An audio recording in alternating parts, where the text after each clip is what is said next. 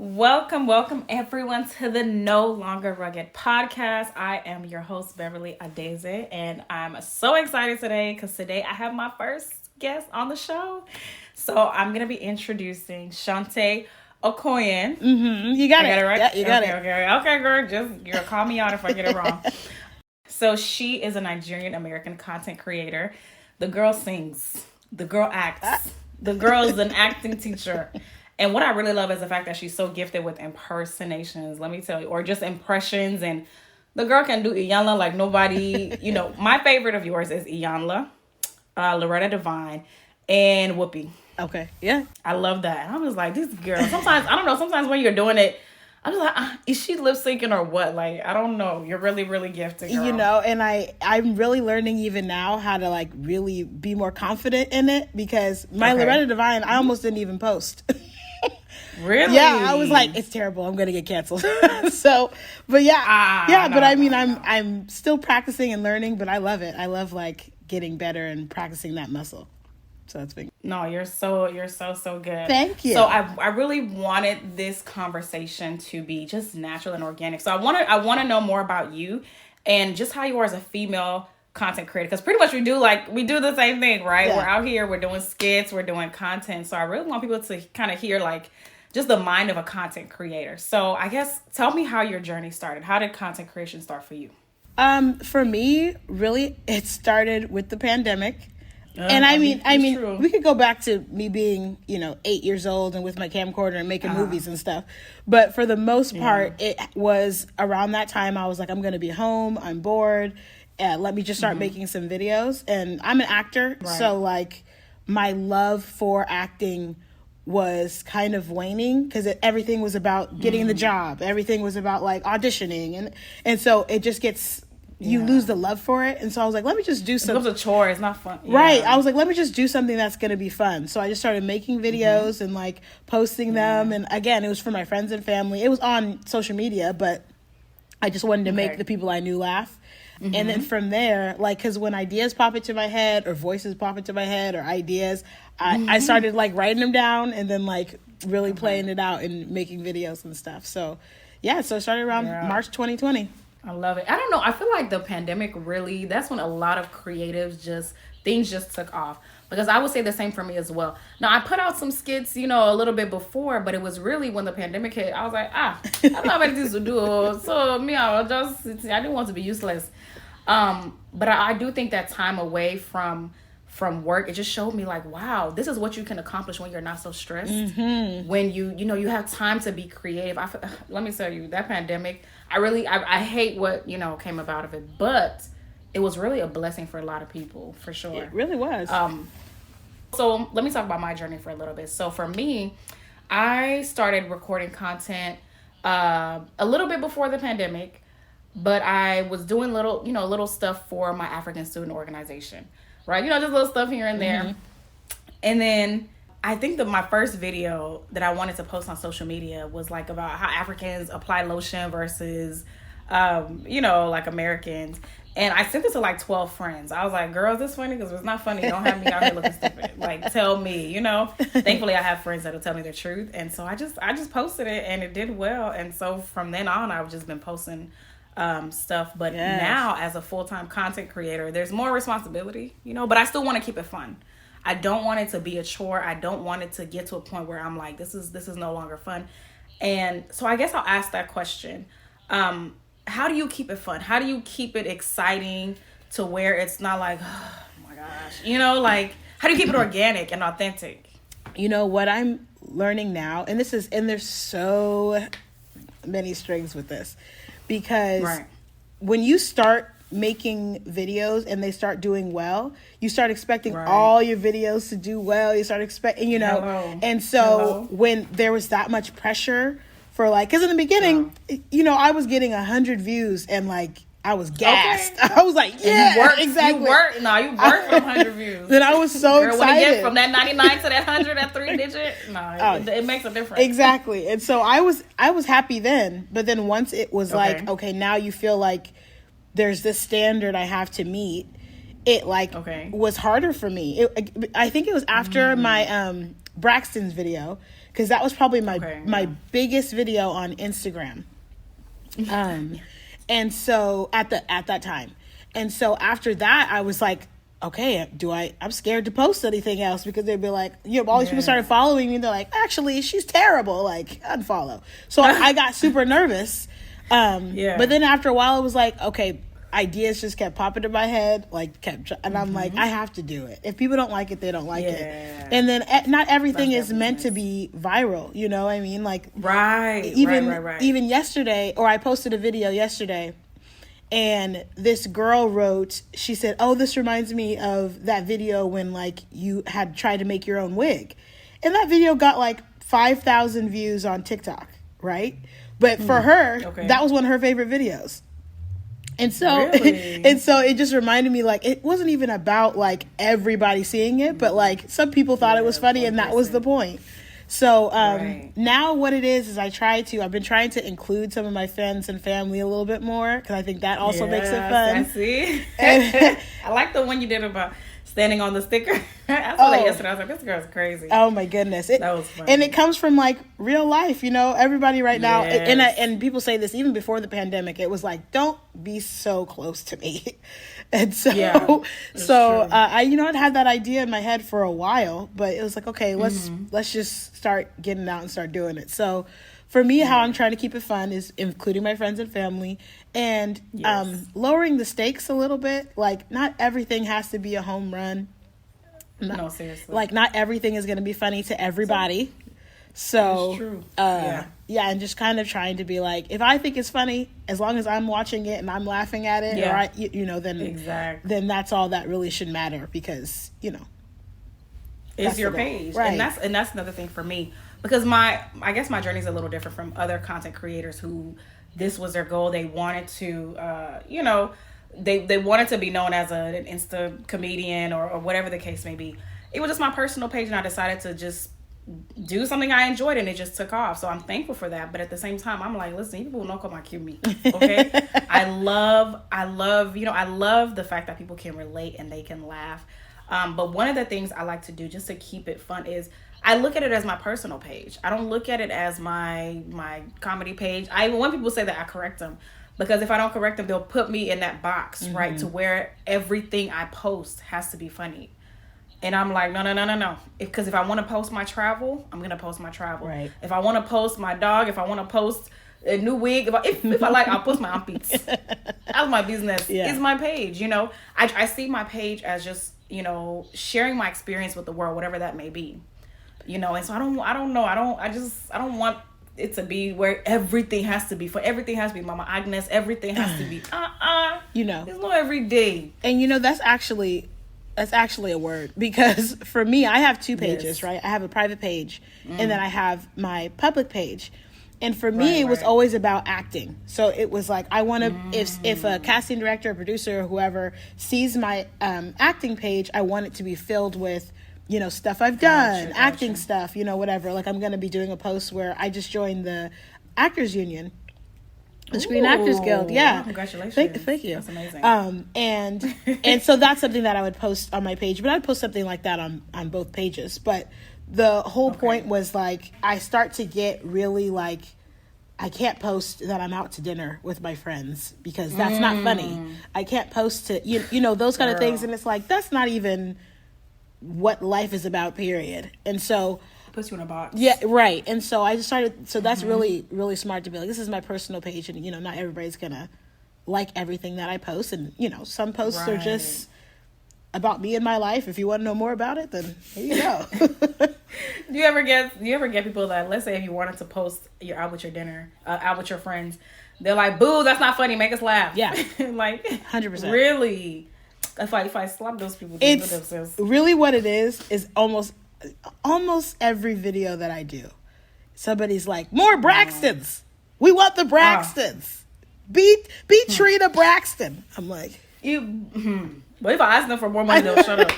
I beg, go and sit down somewhere. I'm like, but it's your page, right? And I definitely get that, wanting to make your page presentable to people that are looking for actors and actresses. I get that. But for me, I said, I'm going to live my life. Nobody should come and stress me. And of course, my page is going to be filled with more content and, because I'm trying to pay my student loans. But at the same time, I don't want it to be a chore. I just do not. That is one thing. I'm like, absolutely not.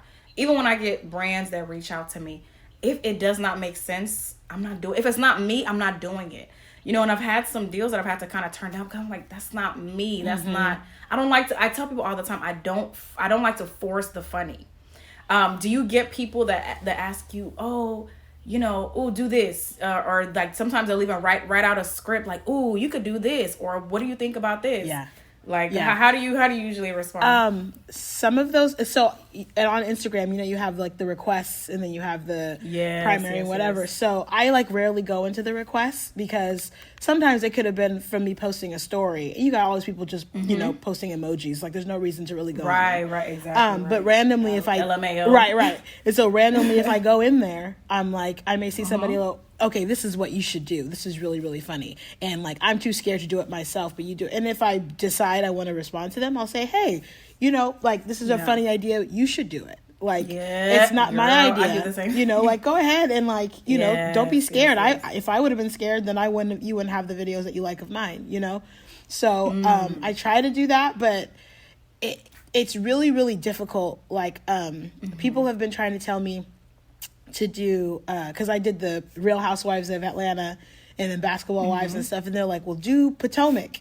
And I'm like, I don't watch the show. You don't watch it like that, yeah. And so I'm like, for me to do Atlanta, I had to watch every season. And that took me a couple of months, you know what I mean? And so it's like, it took me months, and I did it because it was fun to do after a while. And it was like, this is fun to watch. And now I can like really know how to do these people in a way that shows I know them, not just like picking it out. Right. And people still... Atlanta's more popular too. Yes, and Atlanta's more popular. But people still said, oh, this ain't it. Like, that's not funny. Do the Braxtons. It was still that. And so after a while, I was like, you know what? I'm not going to put stress on myself for somebody who may not like it.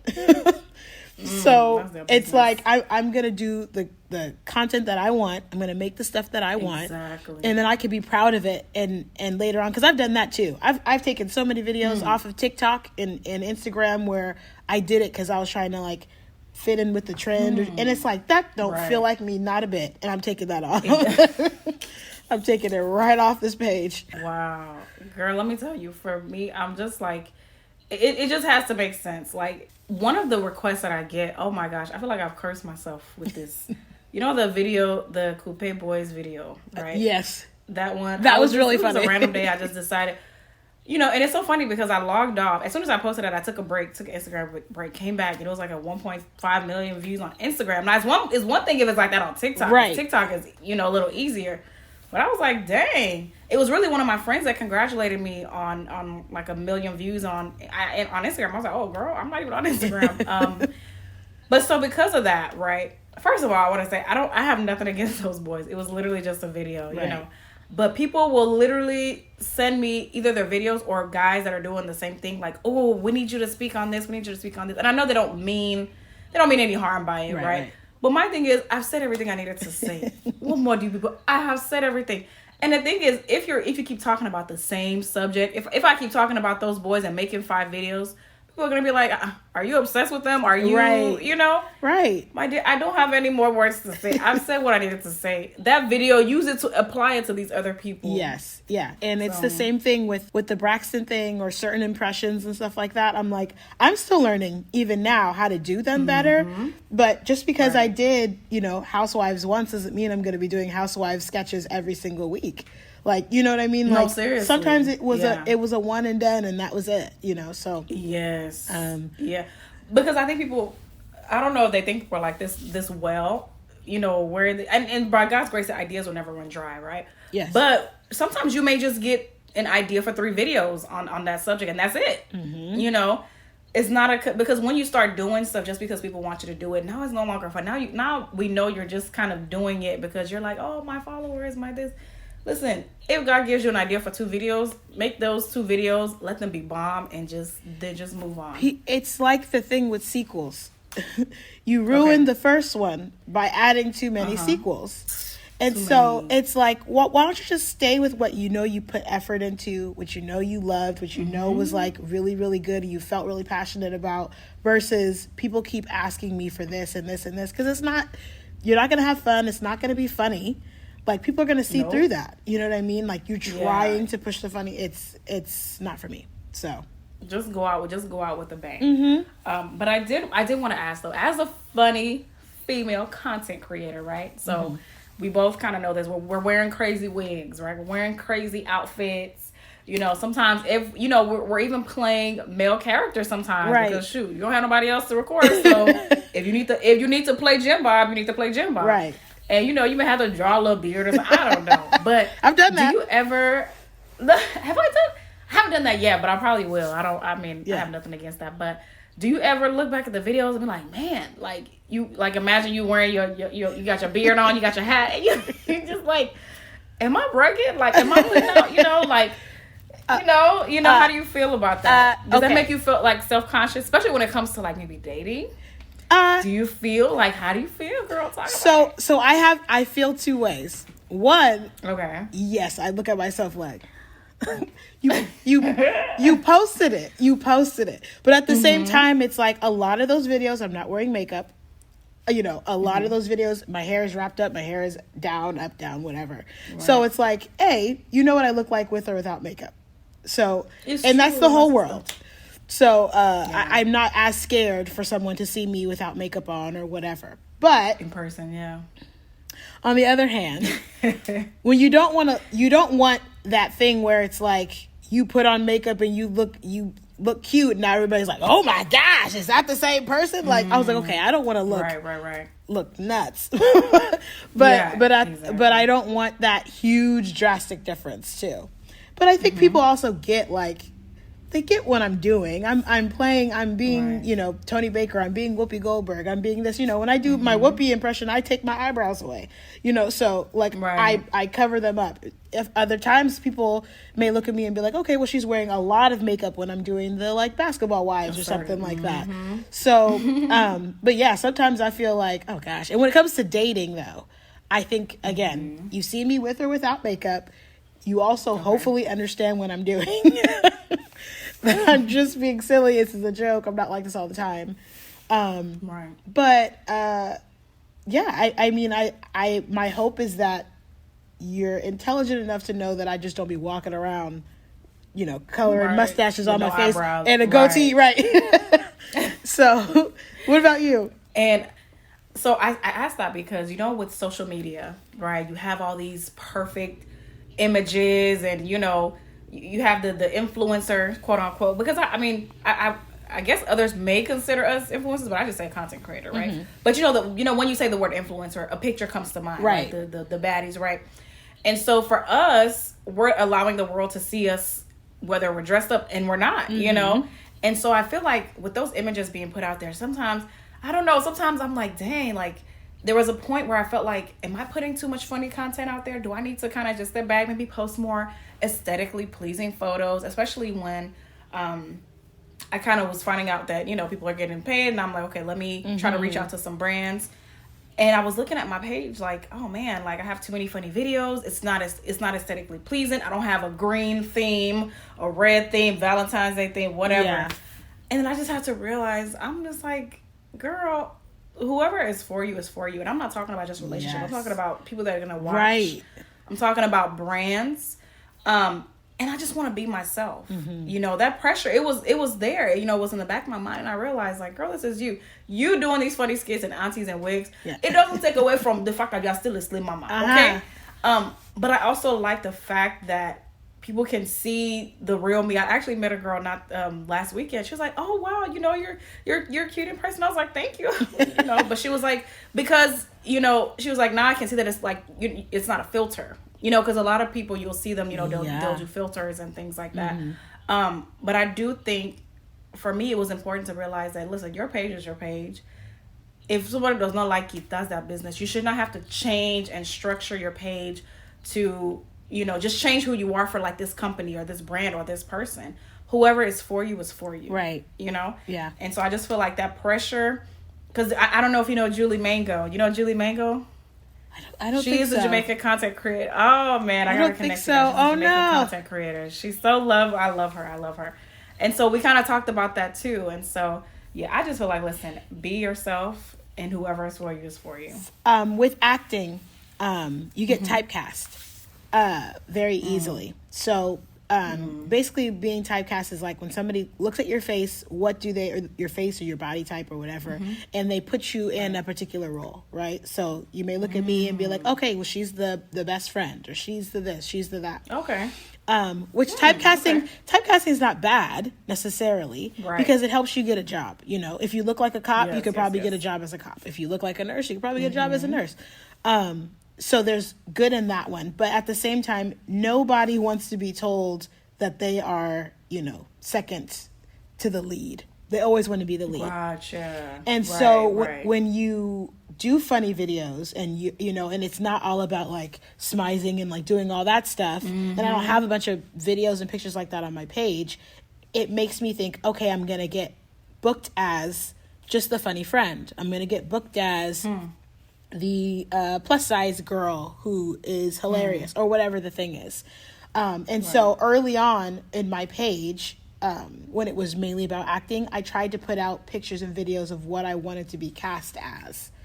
So that doesn't always look like me. That doesn't always look like somebody that I truly am. And so for me, just like what you said, I had to come to a point where it's like, do I want to book a job where I'm uncomfortable because I'm trying to be something that's so far from me that I'm not interested in? And I will get that job based on what I put out, Okay. And so over time, I have, I'm going to post what I want to post. And I said before, there was times where I was like, okay, I need to make sure I'm posting videos like this so that they see me like this. But then it doesn't feel like me. So it's like, let's take that off. Or like, I don't want to just try to do the, what was it? The, one of the videos I had, it was the like hot in here challenge when they were like, and then it was like bust it or whatever it was. And I did that challenge, and it was like, yeah, I could have very well, done myself up and like looked really cute and actually done the challenge, but that's not me. So instead, I did a video where like my knees were like, were you really about to drop all that weight? And it was like, that felt more like me. And I I felt confident posting something like that versus trying to be something that I wasn't in that moment. Yeah, I love it. I did notice though on your page, you don't use profanity. I don't. Is there a reason for that? Yes. Based on my faith, one thing in my faith, just watching what we say, and what we say has power, that kind of thing. So, and I wasn't raised in a household where we swore. My friends and stuff didn't really swear. And I wanted everybody to be able to watch my videos, like I don't want it to be like, oh, you're watching somebody's videos, they got to leave the room or turn it down or whatever. So, and I was like, this is just me. So that's part of why I don't use profanity, and I'm funny without it. So I don't feel like I need it. It's kind of the same for me. It's not in my vocabulary anymore, and I don't even feel right. It doesn't even sound right. It's something I don't care to do. But you're absolutely right. I want everybody to be able to watch the video. And so do you think that clean comedy requires more brain power? You think it's harder to do comedy without being vulgar? I do think it's harder. Okay. I think it's harder when certain punchlines are maybe expected. You're expected to cuss someone out. You're expected to the way that girls talk to each other on TV shows, they're calling each other B every other, and it's like, we get it because we're like a part of the culture, so we understand. But to be able to convey something without, to be able to convey anger or rage or whatever without cussing, that's harder. Because, you know exactly what I mean when I say, blank, like, you got what I meant. Yeah. So it's going to take me a few more words for you to understand. So I think it's harder, and I think that it's what's the word? It's a little bit easier. You can rest on. There are some comedians that I think are good comedians, but they cuss so much, they swear so much that it's like, what was the joke. Like I'm, you know, I think there's only one person, it's probably Chris Tucker to me, who like when he swears, when he would swear, that was the joke. And so to me, I was like, you know, not everybody's like that. It's like swear word, swear word, swear word, and then the joke. You're like, oh. What about Cat Williams? You don't think I feel like he makes his cuss words a punchline sometimes. I feel like with Cat Williams, I feel like he swears a lot. And I always love him more when he is like scripted in a movie or something like that. Okay. I always feel like he's funnier then versus, I just personally think he's funnier when he was on like, when he's in movies or when he's like playing a character or when he's just talking in general. But his stand-up has a lot of swearing in it. But and it's not that I feel like you're not funny if you swear. It's just that when there's a lot of it, I miss the joke. It's true. And I think there are a lot of comedians where them being vulgar, you're right, it is the joke, you know. And so you got to think it takes a lot of creativity to just be fun, like genuinely funny, like to where people are actually, you know, holding their stomach. It's a lot of work. So do you ever think you would go into like stand up? Like, would you do something like that or no? Why not? Why not? So 'cause you're funny. So thank you. At this point, I understand what goes into stand up and what goes into making something funny, and I have such a respect for that. And I think I have a healthy fear of stand up.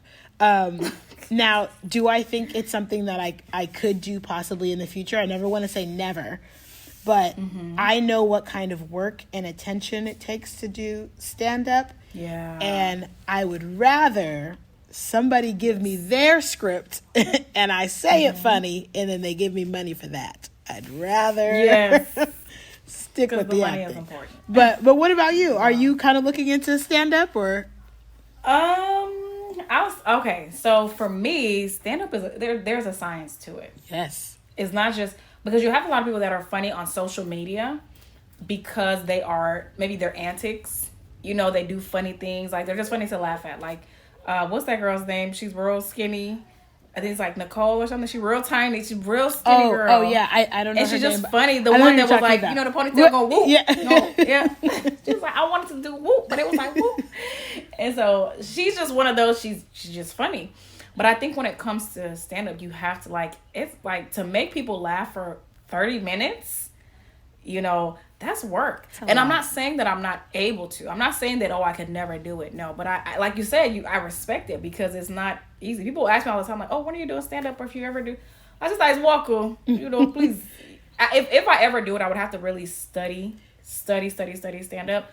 But I think right now, I like the skits. Yeah. I like the parodies. I enjoy that. Yeah. And I think some people on social media, the ones that, you know, they get a couple viral hits, and now they're doing stand-up shows, a tour.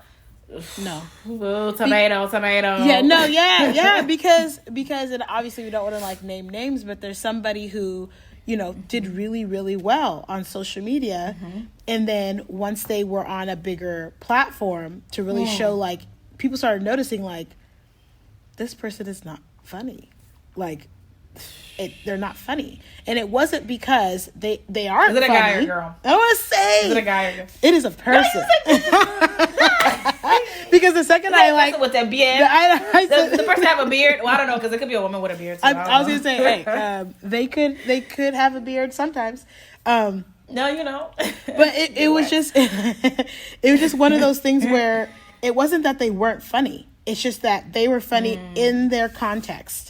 And they didn't have enough respect for stand-up and thought like, I'm funny, I could do stand-up. I tell my friend, one of my best friends all the time, I'm like, you should do stand-up. And her humor is not, like, she already has, like, good stand-up, like, her humor is already kind of, like, stand-up-y to me. Okay. And so that's why I'm like, see, if you could just like hone that and like clean it up a bit, you'd already be ready for like getting on stage. Because the way that I make jokes when I'm hanging out with my friends and like laughing and stuff like that, it's very situational. Like, you had to be there versus like you could say that joke anywhere you go and it's going to be funny. like you could say it in any. Yeah, it's used universally, right? Right, but she also is kind of like, you know, I don't know, maybe, but. I mean, if she has the gift, girl, because I'm thinking like, if you're doing stand up, you're in a hall, you have people from all over, right? So it takes a lot of brain power to be able to connect, you know, and just resonate with all those people. That's not something you can't have a room full of, you know, Arabic people and Asian and this, but you're only making the black people laugh. You know, you have to be you got to use your brain power. Yeah. So yeah, I don't know. Yeah, very, very much. And so, I mean, again, who knows? Maybe in the future, if I feel like I could sit down and like do that. But at this point, like, no, it scares me. It scares me for sure. No, it is scary. Because if I start talking that booby, I always slap their whole family. But no, even when we're talking about profanity, I just thought about something. I was like, you know, even though I don't use profanity, I love being African because you can say, in fact, we don't even have to curse, use those specific words, because just say, like, you're a bastard, you're or just cause somebody a witch. That's even worse. But I will say, my last question for you is, where do you see yourself, I guess in the next 5 years? Like, what are you aspiring to be? You don't have to tell us everything, but you know, just something general. Like, where do you see? In the next 5 years, again, my hope is that I would be a working actor on a show, doing movies. That's my goal. I mean, in anything, I think eventually I would love to be creating my own content for like a platform in some way. But ultimately, where my heart is in acting, and it's in comedy and in drama. So yes, I would really, really love to, be on a show, be in a couple of movies. That's one thing. Also, I am a worship leader, so to be able to do that consistently.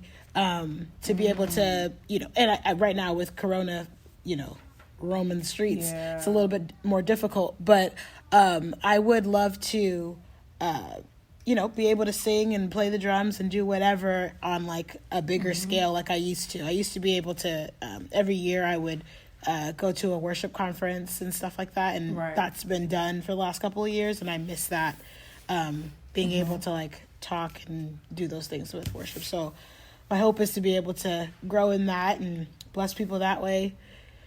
But and in my own home, and maybe married. Okay. Hello now. So actually, you brought up something that made me think of another point. You talked about you know, your worship leader, but you want to get into acting, want to get into drama, into Hollywood. So if you ever, let's say, you received a call, they wanted to cast you for a movie role, right? And they say, okay, this was a movie role, we're gonna pay you X amount of millions of dollars, you know, but there's a sex scene. $5 million. Y'all never seen $5 million in your life. How would you respond? And this is maybe your very first, like, your big debut, Oscar winning. How would you like? A lot of that stuff, honestly, I'm still working through now. Like, as you saw, I don't use profanity in my work. And for a long time, I didn't take acting jobs where I had to swear either. And so it got to a point where I had to say, why am I doing that? Like, why am I turning down certain roles?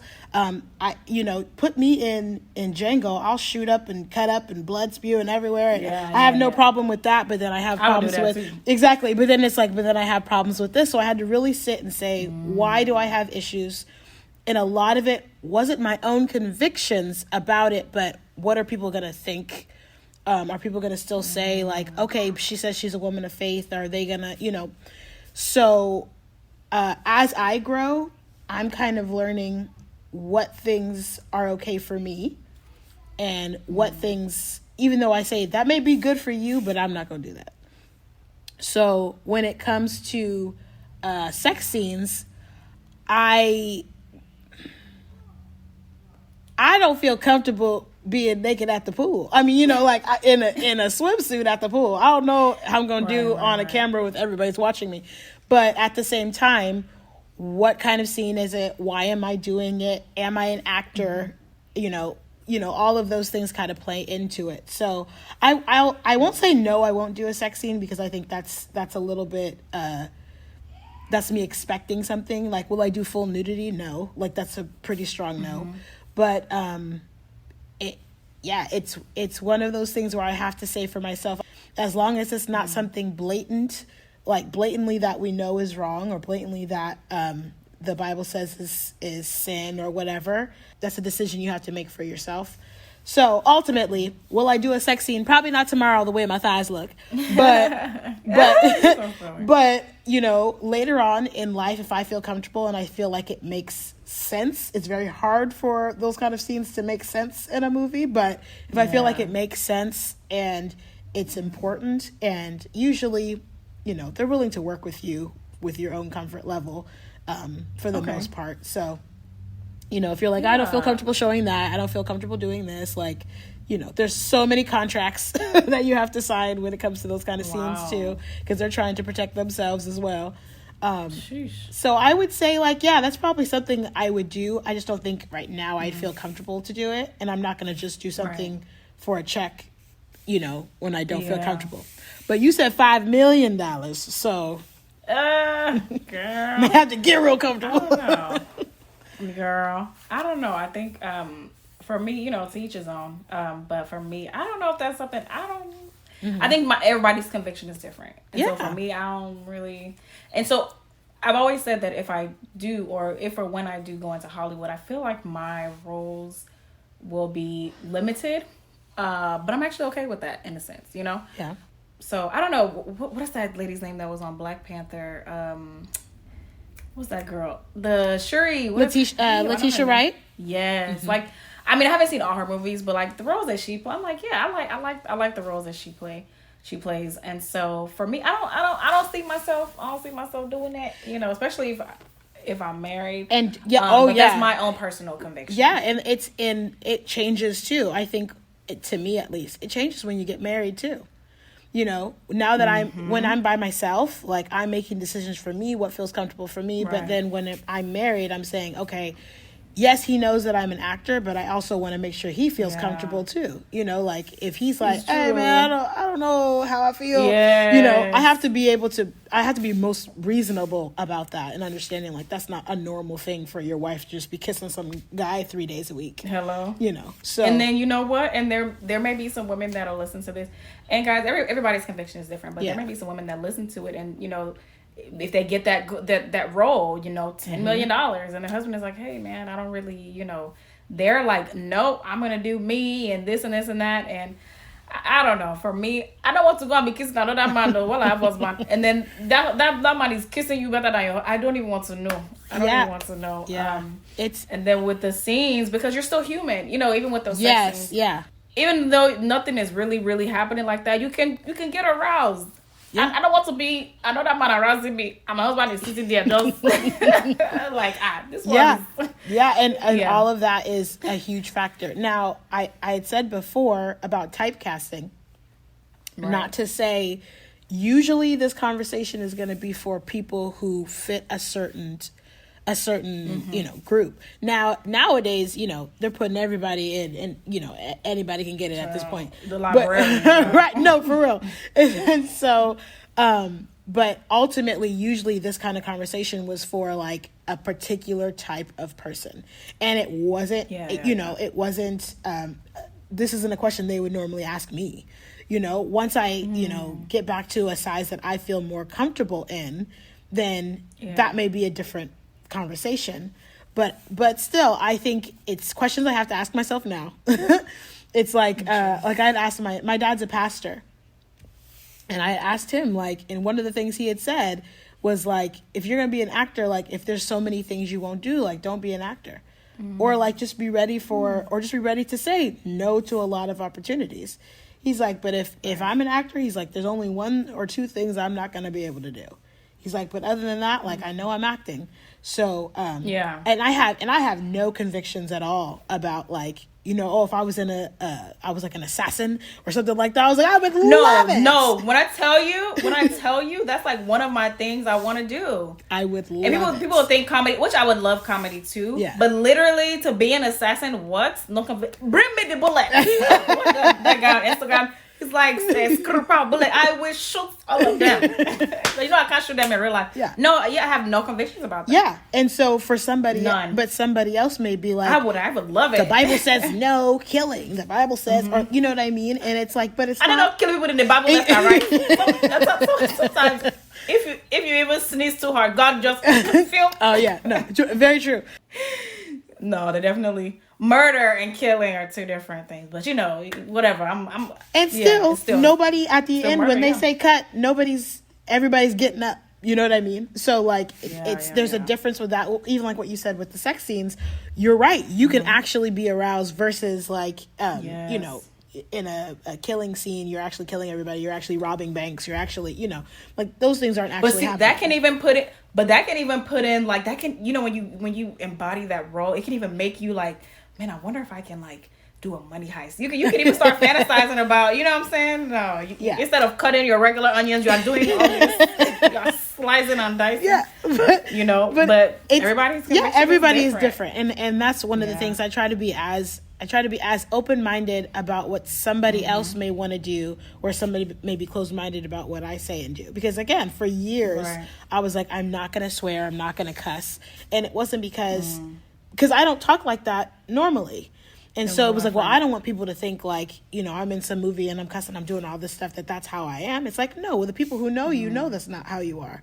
So why are you concerned about, you know, do people really think your name is like Amante and you're in a movie? Like, no, they know they know you're an actor, you know, so. Yeah. And I recently read an article that said that Chris Tucker, and I hope I'm not quoting it wrong, but he turned down the new Friday because he didn't want to portray that character anymore. He turned down next Friday. So after he did Friday, they wanted him back for next Friday, and he had just became a Christian at the time. So I remember 10 million. I remember during that time when he turned it down. But still, it's like he's like, that's not what I want to be anymore. That's not what I want to portray. But then, you know, a couple of years later, he did Rush Hour 3, or maybe more years later, he did Rush Hour 3, and he was swearing there. So I think maybe he got to a point where he was like, okay, I feel more secure in what won't trigger me to go into something else, which I think was is very telling of like what's going to make me go into a lifestyle or do something that's going to cause me to slip up. But that was just part of his own growth. He was probably newer in the faith, and then also too, I think with Rush Hour and Friday is more, you know, you have the smoking and cussing, right? You're smoking, you're cussing, Rush Hour is more assassin, you know, so yeah. I definitely get it. But no, this has been an amazing conversation. And I want to thank you for being my first guest on the show. So honored. I'm excited. This is a new project for me, so I'm really excited. And hopefully the next time I have you back, because I'm going to have you back, because I really want people to be guest co-hosts and just host with me. Hopefully, if you're ever in Houston or if I'm ever in Los Angeles, girl, you know I'll be looking for a reason to travel. Somebody blink too hard and I'm ready to travel. I would love to do this live. And so thank you so much, Miss Shonte. But I want you to tell the people where they can find you on the socials. Okay. We don't want to forget you now. Yes. We want to find you now before you're, before I blow up. Popping. You're already popping. I am on Instagram and TikTok under the same name at Taytoiv. Toiv is my middle name, so Taytoivi. It's the same on TikTok and Instagram. You can also find me on YouTube under my name, Shonte Akognon. So Thank you, Miss Shonte. Thank you. It's been such a pleasure to have you on the No Longer Rugged podcast. And I'm just glad that you're able to tell us how you used to think and how your mindset is no longer rugged. So that is it for the show, you guys. And we'll see you next time.